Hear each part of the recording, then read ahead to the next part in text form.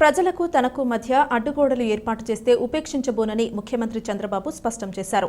ప్రజల నుంచి నేరుగా వినతుల స్వీకరణ, నిర్దేశిత సమయంలోగా పరిష్కారానికి ప్రణాళిక రూపొందిస్తున్నామని వెల్లడించారు. ప్రజలు తమ సమస్యల్ని నేరుగా ప్రభుత్వ పెద్దలకు చెప్పే అవకాశం కల్పిస్తాం. దీనికి వీలైనంత ఎక్కువ సమయం కేటాయిస్తానని తెలిపారు.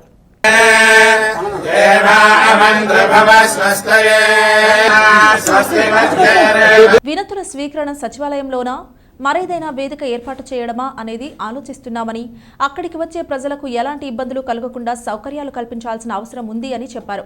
ముఖ్యమంత్రిగా బాధ్యతలు స్వీకరించిన తర్వాత ఆయన తొలిసారి మంగళగిరిలోని తెదేపా కేంద్ర కార్యాలయానికి వచ్చారు. అక్కడ ఇనుప గ్రిల్స్తో బ్యారికేడ్లు పెట్టి తనను కలిసేందుకు వచ్చిన ప్రజలు పార్టీ శ్రేణుల్ని దూరంగా ఉంచడంపై మండిపడ్డారు. పార్టీ శ్రేణులకు తనకు దూరం పెంచే ఇలాంటి చర్యలను సహించేది లేదని, గత ప్రభుత్వ హ్యాంగ్ ఓవర్ వీడాలని పోలీసులకు స్పష్టం చేశారు. కార్యకర్తల తాకిడి ఎక్కువగా ఉంటే క్రమ పద్ధతిలో వారిని నియంత్రించాలి తప్ప మరోసారి బ్యారికేడింగ్ వ్యవస్థ కనిపించకూడదని పోలీసులను హెచ్చరించారు. ముఖ్యమంత్రి అయిన తర్వాత మొదటిసారి పార్టీ కార్యాలయానికి వచ్చిన చంద్రబాబుకు నేతలు, కార్యకర్తలు ఘన స్వాగతం పలికారు. తనను కలిసేందుకు వచ్చిన వారితో ఆయన ఫోటోలు దిగారు. వారి నుంచి వినతులు స్వీకరించారు. వాటిని పరిష్కరిస్తామని హామీ ఇచ్చారు. అనంతరం పార్టీ కార్యాలయ నాయకులతో చంద్రబాబు సమావేశమయ్యారు.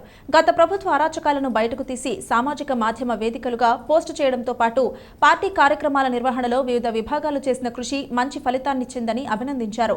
పార్టీ కోసం పనిచేసిన అందరికీ న్యాయం చేస్తానని హామీ ఇచ్చారు.